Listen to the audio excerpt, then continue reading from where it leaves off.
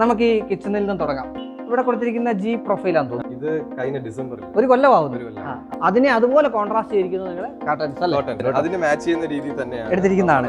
ഇതും അപ്പറേ പറഞ്ഞ പോലെ തന്നെ ഫർണിച്ചർ തന്നെ ഇന്ത്യയില് ചിലപ്പം കാണത്തില്ല ഇങ്ങനെ 16-12 സൈസുള്ള മാസ്റ്റർ ബെഡ്റൂം അതിലാണ്. ഫ്ലോറിൽ ഉപയോഗിച്ചിരിക്കുന്ന വുഡ് ഫ്ലോറിൽ തന്നെ ഡോക്ടർ അമ്മയുടെ മുറിയാണ്. അപ്സ്റ്റെയറിലെ ഫസ്റ്റ് ബെഡ്റൂം എന്ന് വേണേൽ പറയാം. ഹാപ്പി, വളരെ ഹാപ്പിയാണ്. നമസ്കാരം. നമ്മുടെ വീഡിയോസിലൊക്കെ വീടുകളെ കുറിച്ച് പറയുമ്പോഴത്തേക്ക് എപ്പോഴും എടുത്തു പറയുന്നത് ഇന്റീരിയർ ആണ്. കാരണം എന്നും എപ്പോഴും പലപ്പോഴും നിരന്തരം പറഞ്ഞുകൊണ്ടിരിക്കുന്ന ഒന്നാണ് വീടിനുള്ളിലാണ് ജീവനിരിക്കുന്നത്. അതിന്റെ പ്രധാനപ്പെട്ട കാരണം എന്താണ്? നമ്മൾ ചെയ്യുന്ന ഇന്റീരിയറിന്റെ പ്രത്യേകത തന്നെയാണ്. ഏറ്റവും ഭംഗിയായിട്ട് ചെയ്യുമ്പോഴത്തേക്കും നിങ്ങൾക്ക് വളരെ സ്വസ്ഥമായിട്ടുള്ള, സമാധാനമായിട്ടുള്ള, സന്തോഷമായിട്ടുള്ള ഇന്റീരിയർ ലഭിക്കുന്നു എന്നുള്ളതാണ്. ഇന്ന് ഞാൻ വന്ന് നിൽക്കുന്നത് അങ്ങനെയുള്ള ഇന്റീരിയർ ചെയ്തിരിക്കുന്ന ഒരു വീട്ടിലാണ്. ചെയ്തിരിക്കുന്നത് കോച്ച് ഫർണിച്ചർ ആൻഡ് ഇന്റീരിയേഴ്സ് ആണ്. കൊല്ലത്താണ് ഈ വീടുള്ളത്. ലൊക്കേഷനൊക്കെ ഞാൻ വളരെ കൃത്യമായിട്ട് പറഞ്ഞുതരാം. ഇന്ന് കാണാൻ പോകുന്നത് ഈ വീടിൻ്റെ ഇൻറ്റീരിയർ വിശേഷങ്ങളാണ്. ഞാൻ Jaishankar, home and commercial interior consultant. Doctor ഇന്ത്യയുടെ ഒരു എപ്പിസോഡിലേക്ക് എല്ലാവർക്കും ഒരിക്കൽ കൂടി സ്വാഗതം.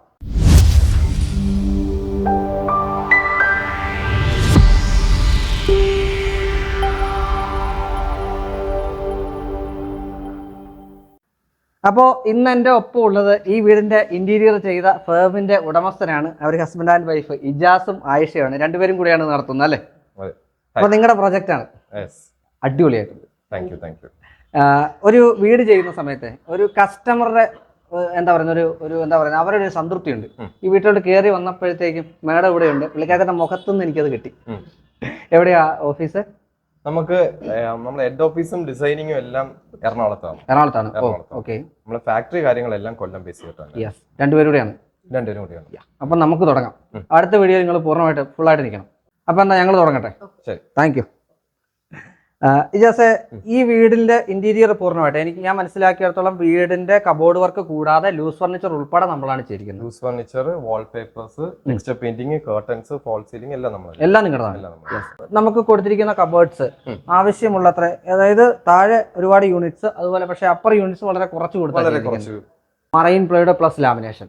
Marine ply 710 BWP. Okay. Calibrated ply plus lamination. ഇവിടെ കൊടുത്തിരിക്കുന്ന ജി പ്രൊഫൈലാന്ന് തോന്നുന്നു അല്ലേ? കളറും ആ കളറും നിങ്ങൾ അതിനോട് കമ്പൈൻ ചെയ്തിട്ടുള്ള കളർ തന്നെ കൊടുത്തിരിക്കുന്നത്. ഇവിടെ വന്നിരിക്കുന്ന കളറിന്റെ കാര്യം പറയുമ്പോഴത്തേക്ക് എടുത്തു പറയേണ്ട ലൈറ്റിംഗ് ആണ്. ഇതൊക്കെ നിങ്ങളുടെ സ്കോപ്പ് ഓഫ് വർക്കിൽ വരുന്നല്ലേ? ജിപ്സോ ഉൾപ്പെടെ അൽക്കുലത്ത് ജിപ്സോ എന്ന് പറയും. വളരെ ഈസി ആയിട്ട് പ്ലെയിൻ ആയിട്ട് ചെയ്തിരിക്കുകയാണ്. നമ്മൾ 3-in-1 ലൈറ്റ്സ് ആണ് ഇടുന്നത്. 3 ലൈറ്റും കൊടുക്കുക. 3 ലൈറ്റും കൊടുക്കുക. ആർക്കും പരാതി വേണ്ട. അതായത് വാം കാണും, ന്യൂട്രൽ കാണും, വൈറ്റ് കാണും. ആക്സസറീസ് ടാൻഡം ബോക്സ് കൊടുത്തിട്ടുണ്ട്. ടാൻഡം ബോക്സ് എല്ലാം ടാൻഡം ബോക്സിലാണ് ചെയ്തേക്കുന്നത്. ടാൻഡം ആയിരിക്കണം. ഞങ്ങൾ തുറന്ന് കാണിക്കുന്നില്ല, കാര്യം ഇത് ഉപയോഗിച്ചുകൊണ്ടിരിക്കുന്നത്. എന്ന് ഇത് തീർന്നതാണ്.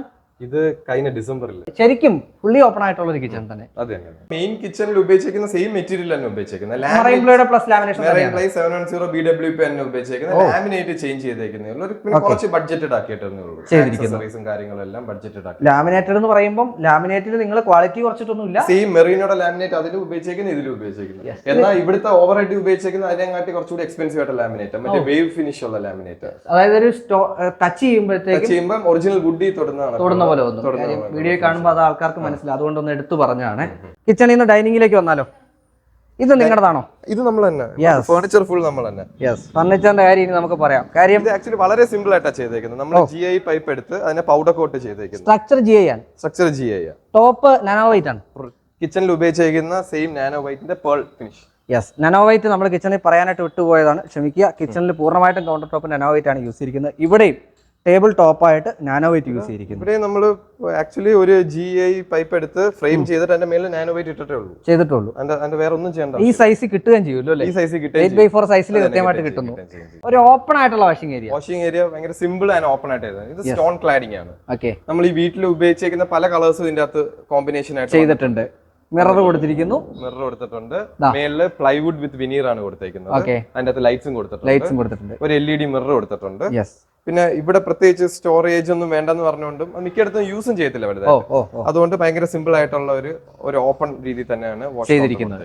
ഇതിനോട് കണ്ടിന്യൂ ചെയ്ത് നമ്മൾ മേലോട്ട് പോയി കഴിഞ്ഞാൽ നമുക്ക് മനസ്സിലാവും. ഇവിടെ യൂസ് ചെയ്തിരിക്കുന്നതിൽ ടെക്സ്ചർ പെയിന്റ് യൂസ് ചെയ്തിട്ടുണ്ട്, texture painting use curtains use ചെയ്തിട്ടുണ്ട്, വാൾപേപ്പേഴ്സ്, എല്ലാ സംഗതികളും ഉണ്ട്. ഫാൾ സീലിംഗ്, അതായത് ജിപ്സത്തിന്റെ ഫാൾ സീലിംഗ്. അതാ അല്ല ഇത് ഇത്രയും ഹൈലൈറ്റ് കിട്ടാനായിട്ടൊരു പ്രത്യേകത എന്താണെന്ന് വെച്ചാൽ ഇത്രയും വലിയ വോളിലായതുകൊണ്ട് ഇത് ഇരിക്കുന്ന ഒരു ഡബിൾ ഹൈറ്റിലാണ്. സോ അത്രയും വലിയതായിട്ടുള്ള ഒരു വോളാണ്. അതുകൊണ്ട് തന്നെ അതിനെ അതുപോലെ കോൺട്രാസ്റ്റ് ചെയ്തിരിക്കുന്നത് നിങ്ങളുടെ കർട്ടൻസ് അല്ലേ? കർട്ടൻസ് ആണ്. ഇത് ഇത്രയും ഹൈറ്റ് കിടക്കുന്നതുകൊണ്ട് നമുക്ക് ഓട്ടോമാറ്റിക് കർട്ടൻസ് ആണ് കൊടുത്തേക്കുന്നത്. മാനുവലി ഓപ്പറേറ്റ് ചെയ്യാൻ പാടുക. ഇതിന്റെ കളർ കാണുമ്പോൾ എനിക്ക് ആ കളറിനോട് ഒരു സാമ്യം തോന്നുന്നു. അതിന് മാച്ച് ചെയ്യുന്ന രീതിയിൽ തന്നെയാണ് എടുത്തിരിക്കുന്നതാണ് നമ്മൾ സോഫ ചെയ്യുന്നത്. ഉൾപ്പെടെ അങ്ങനെ ചെയ്തിരിക്കും അല്ലേ? ഇവിടുത്തെ മാഡം തന്നെ ചൂസ് ചെയ്ത് തന്നെയാണ്. ഓക്കെ, അതിന് മാച്ച് നമ്മളെ ചെയർ ആയാലും സ്റ്റേഴ്സ് ആയാലും എല്ലാത്തിനും മാച്ച് ചെയ്യുന്ന രീതി. അതിന്റെ പാലറ്റ് കൊടുത്ത് കളർ കൂടി കുറഞ്ഞ് അങ്ങനെ ഒരു പാലറ്റ് കൊണ്ടിരിക്കുന്നത് അല്ലേ? ഇത് നമ്മുടെതാണോ? ഇത് നമ്മള് 20 years ആയിട്ട് ഫർണിച്ചർ മാനുഫാക്ചറിംഗ് ആണ് ചെയ്യുന്നത്. ഓക്കെ, അതായത് കസ്റ്റമൈസ്ഡ് ആണ്. Customised furniture. Okay okay. ഇത് എങ്ങനെയാ മെറ്റൽ സ്ട്രക്ചർ പോയിരിക്കുകയാണ്? ഇത് നമ്മൾ അല്ല, ഇതിന്റെ അകത്ത് വുഡൻ സ്ട്രക്ചറാണ്. ഓക്കെ, നമ്മള് ഫർണിച്ചറിന് ഉപയോഗിക്കുന്ന സെയിം ട്രീറ്റഡ് വുഡ് തന്നെയാണ് സോഫയ്ക്ക് ഉപയോഗിക്കുന്നത്. നമ്മള് ഇന്റീരിയർ ചെയ്യുന്ന സെയിം മെറൈൻ പ്ലൈ തന്നെയാണ് പ്ലൈവുഡ് ആയിട്ട് ഉപയോഗിച്ചേക്കുന്നത്.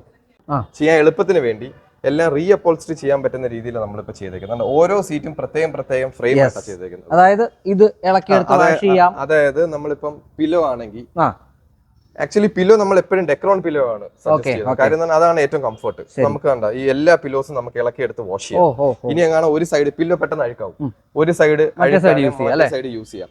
ഹോം ലിവിംഗ് ശരിക്കും പറഞ്ഞാൽ നമുക്ക് ഫാമിലി ലിവിങ്ങിനേക്കാളും അടിപൊളിയായിട്ട് ഫീൽ ചെയ്യുന്നത് ഫാമിലി ലിവിംഗ്. എനിക്ക് കുറെ ഗസ്റ്റ് വരുന്ന ക്ലയൻസ് ആണ്. ഡോക്ടേഴ്സിന്റെ പേഷ്യന്റ് ആണെങ്കിൽ തന്നെയും ഇവിടെ ഇരുത്തി ട്രീറ്റ് ചെയ്യാറൊക്കെ ഉണ്ട്. ഇതും അപ്പറേ പറഞ്ഞ പോലെ തന്നെ ഫർണിച്ചർ തന്നെ സെയിം തിങ്. നമ്മുടെ കസ്റ്റമൈസേഷൻ ആണ്. നമ്മളെ കസ്റ്റമൈസേഷൻ ആണ് ഈ ടേബിൾ സഹിതം. ഈ ടേബിൾ ഒരു ഫോട്ടോ കാണിച്ചാണ്. ഫോട്ടോ കാണിക്കുക നമ്മള് ഇത് വുഡിലല്ല ചെയ്തേക്കുന്നത്. വുഡില് ചെയ്ത ഈ ഒരു പെർഫെക്ഷൻ വരത്തില്ല. അതുകൊണ്ട് HD HMR നിങ്ങൾ ചെയ്തെടുത്തിരിക്കുകയാണ്. നമ്മൾ ചെയ്തേക്കുകയാണ്. അതെടുത്ത് CNC കട്ട് ചെയ്ത് എന്നിട്ട് ഗ്ലാസ് ഇട്ടേ. അല്ലെന്നുണ്ടെങ്കിൽ ഈ ഒരു ഷേപ്പിലോട്ട് കൊണ്ടുവരാൻ പറ്റത്തില്ല. ഈ ഒരു ഷേപ്പില് വർക്ക്മാൻഷിപ്പിൽ ഇച്ചിരി പാടായിരിക്കും കൊണ്ടുവരാൻ. ഒരു ഈക്വാലിറ്റി കിട്ടാൻ പാടായിരിക്കും. അങ്ങനെ ആവത്തില്ല ഒരിക്കലും.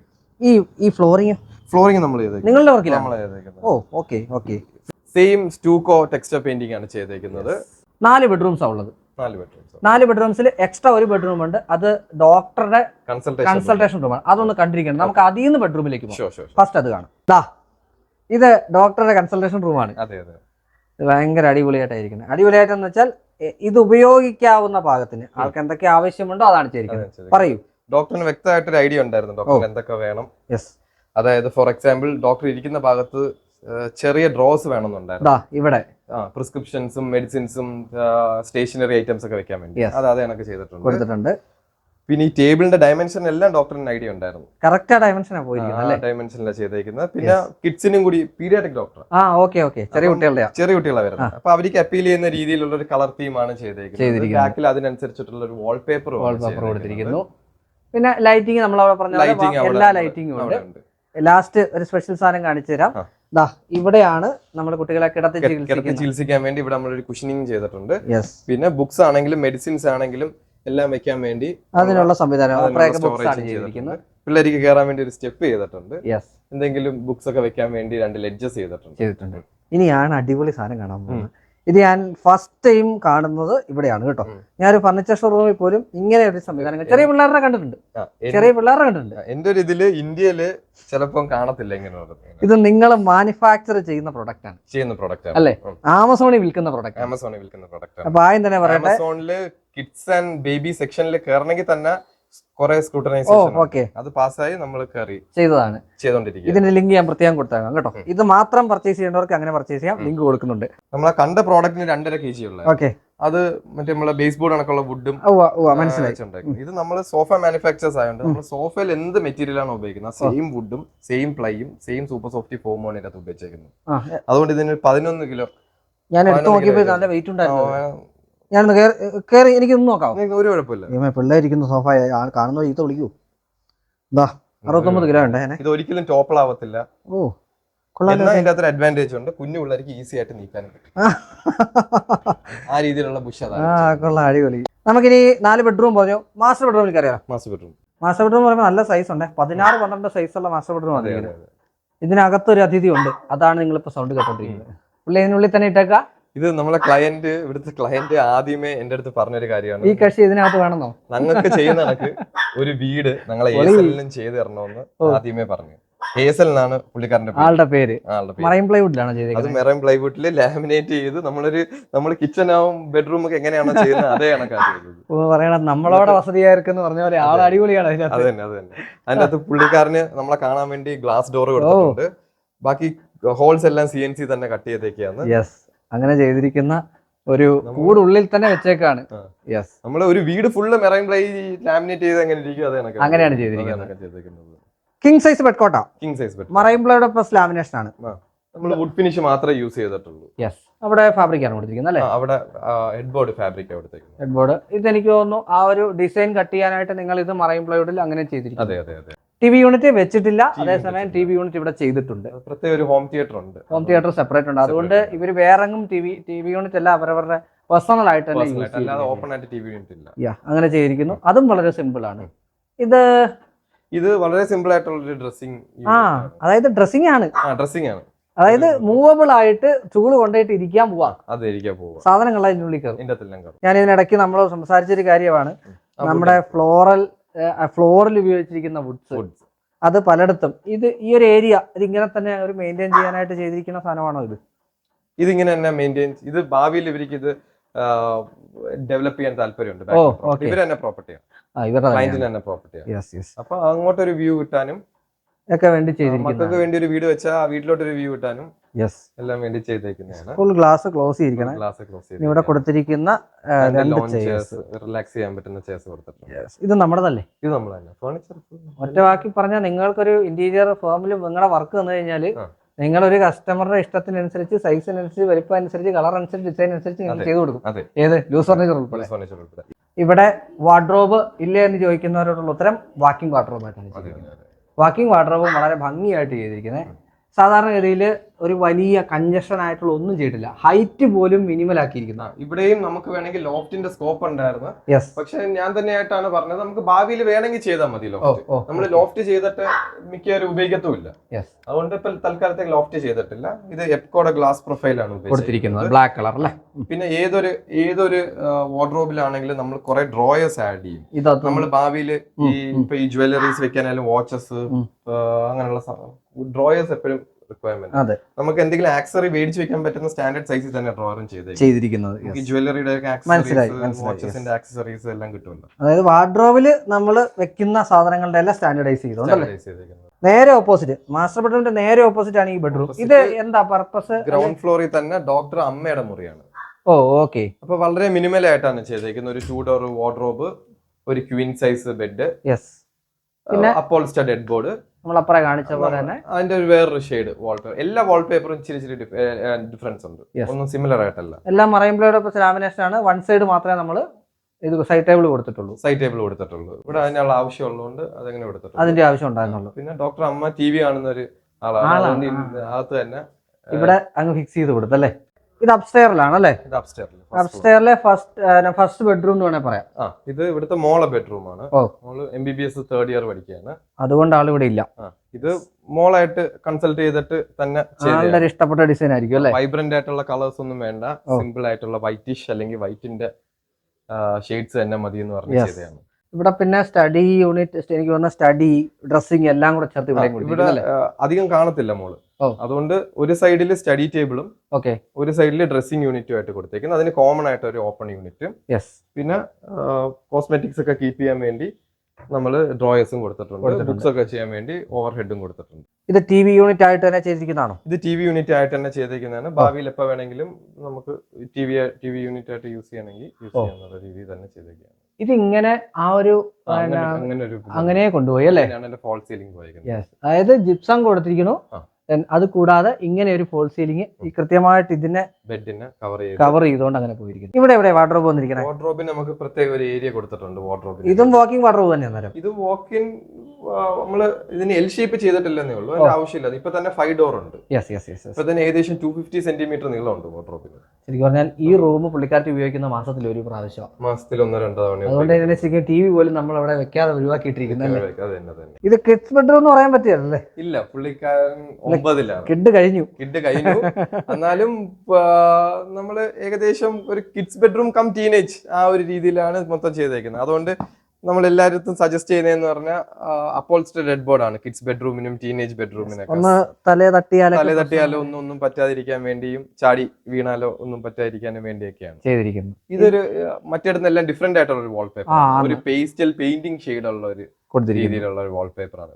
നമ്മള് ഇവിടുത്തെ മോൻ തന്നെ ചൂസ് ചെയ്ത ലാമിനേറ്റ് ആണ്. പുള്ളിക്ക് ഇഷ്ടപ്പെട്ടെന്ന് പറഞ്ഞ് ചൂസ് ചെയ്ത ലാമിനേറ്റ് ആണ്. ബാക്കി ഷെയ്ഡ് എന്ന് പറഞ്ഞാൽ ബീച്ച് ഷെയ്ഡ് ആണ്. ഡ്രസ്സിംഗ് യൂണിറ്റ് അന്നേരം എവിടെയാണ് ക്രമീകരിച്ചിരിക്കുന്നത്? അപ്പുറത്തെ റൂം കണക്ക് നമുക്ക് ഇവിടെ ഒരു പ്രത്യേക ഏരിയ ഉണ്ട്. അവിടെയാണ് വാർഡ്രോബും കൊടുത്തേക്കുന്ന, ഒരു സിമ്പിൾ ആയിട്ട് ഒരു മിററും കൊടുത്തിട്ടുണ്ട്. ഡ്രസ്സിംഗ് വിത്ത് വാർഡ്രോബ് എന്നുള്ള കോൺസെപ്റ്റിൽ പോവാം അല്ലേ? കോൺസെപ്റ്റിൽ പോവാം. ഇതും 5 ഡോർ വാർഡ്രോബ് ആണ്. 250 സെന്റിമീറ്റർ ലെങ്ത് ഉണ്ട്. നമ്മൾ ഭാവിയിൽ എന്താവശ്യത്തിനും ഈ ഒരു വാർഡ്രോബ് സഫീഷ്യന്റ് ആയിരിക്കും. അത്രയ്ക്കും സ്പേസ് ആണ്. ഇത് ഹോം തിയേറ്ററാണ്. അതെ.